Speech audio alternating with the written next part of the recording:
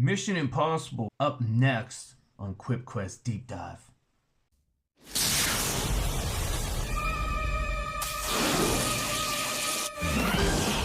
This whole operation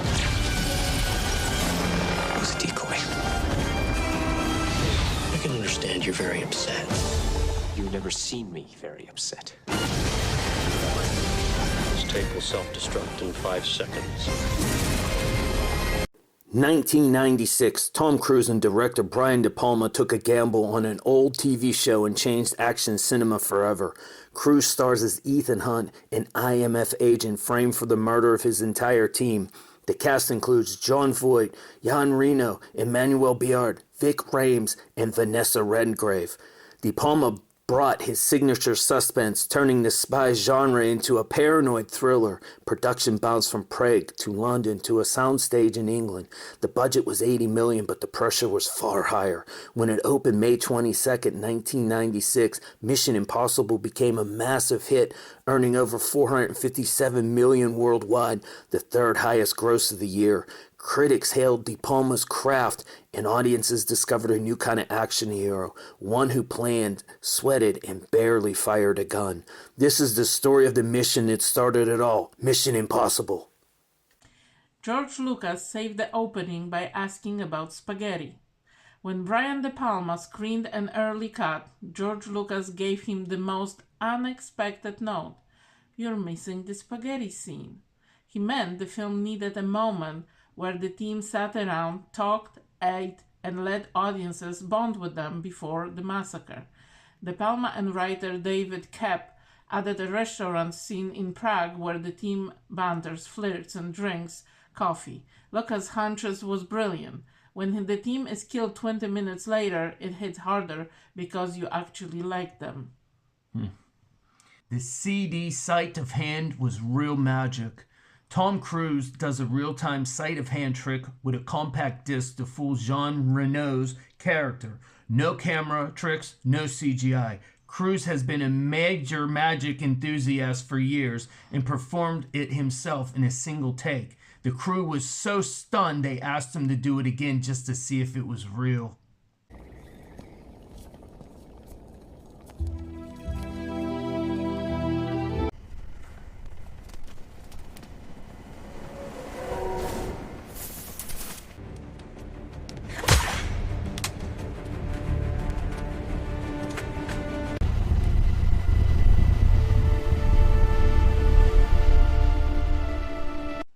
Production secrets.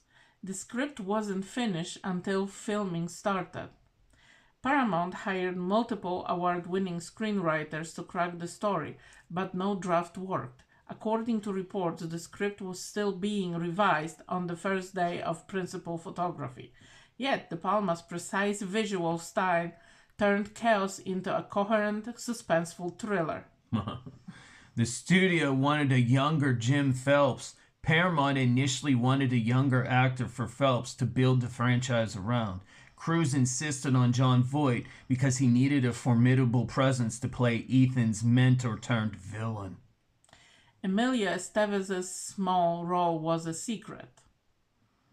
Estevez, a huge star in the 1980s, appears briefly as a tech expert, but his scenes were filmed in just a few days. The marketing kept his involvement quiet to surprise audiences. The first shot of the movie was a blue screen tunnel. The opening scene in the Channel Tunnel was one of the first things shot. The crew built a massive blue screen rig to simulate the tunnel environment, and Cruise performed his train hanging stunts against it weeks before any other scene was filmed. Casting secrets. Vanessa Redgrave's Max was originally a man.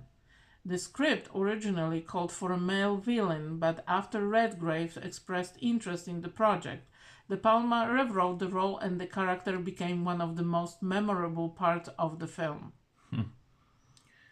Tom Cruise played 2 roles in one scene. When Ethan disguises himself as a U.S. senator, the senator himself is Tom Cruise in heavy old age makeup. Reza's badly awkward exit. Reza Badii, who directed most episodes of the original Mission Impossible series than anyone else, was brought to set as a consultant. Brian De Palma pulled him aside and said the film would be nothing like the TV show and that his presence would only make both of them uncomfortable. Badii thanked De Palma for his honesty and left, never to return. Jesus. Crazy. Kristen Scott Thomas was pregnant during filming.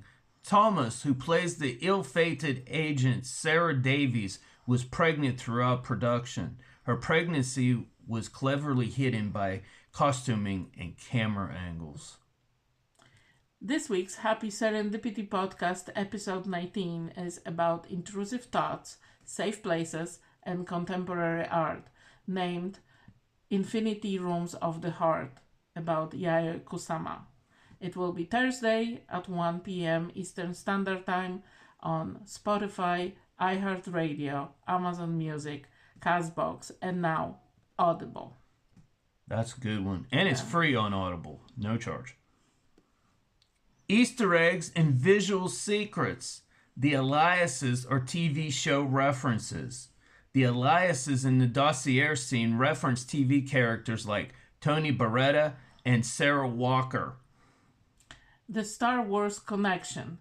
The CIA vault scene contains an Easter egg referencing Star Wars, linking De Palma's film to the franchise he once helped edit. Oh. Ethan never fires a gun. This is the only Mission Impossible film where Ethan Hunt doesn't fire a single bullet. No shootouts, no gunfights. The name Ethan Hunt has a hidden origin. Ethan was chosen because it sounded classic, while Hunt reflected the character's relentless pursuit of the truth. Danny Elfman's score borrows from Lalo Schifrin. Elfman incorporated the original TV theme but slowed it down and added a darker, more atmospheric mood.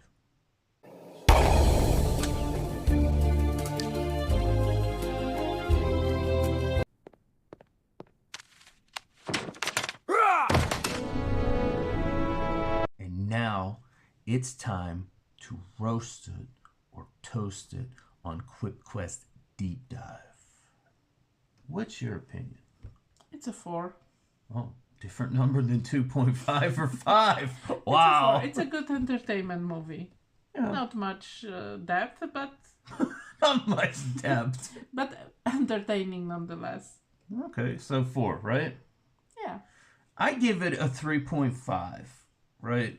I was a really big fan of the 1966 to 1973 TV show.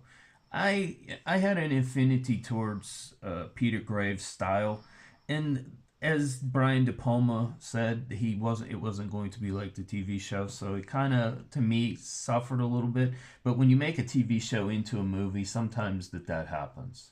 Sometimes it does. So 3.5, but there's more to come. I mean, not next week, but there's more to come, and I'm sure that the number goes up when the excitement goes up. How about 2 more facts? Great. The original TV cast despised the movie. Peter Graves, who played Jim Phelps on the show, was furious that his character became a traitor. He reportedly said, "I am sorry they chose to call him Phelps." Greg Morris, the original Barney, walked out of the theater before it ended. Martin Landau called the film a betrayal of the source material. The end result that mattered. After all the chaos, studio pressure, and backlash from the original cast, Tom Cruise didn't just walk away with a hit. He walked away with $70 million. He deferred his usual $20 million fee in exchange for a percentage of the box office, a gamble that paid off more than 3 times over. The deal gave Cruise the financial independence to produce the sequels himself and turn Mission Impossible into one of the most enduring franchises in film history. Great call. And that's a wrap for Mission Impossible. Coming next week, we are taking a long walk in the Green Mile. And in 2 weeks' time, The Wrestler, after my huge article about the death of Bruiser Brody gets published on May 29th in the Amazing Wrestling Playlist newsletter. WrestlingPlaylistSubstack.com. Check it out. And last week, I had some time to think, reflect. It's still pronounced relic. Now you say it. No way, buddy. Not again. Opinions are like assholes. Everyone has one. Gotcha.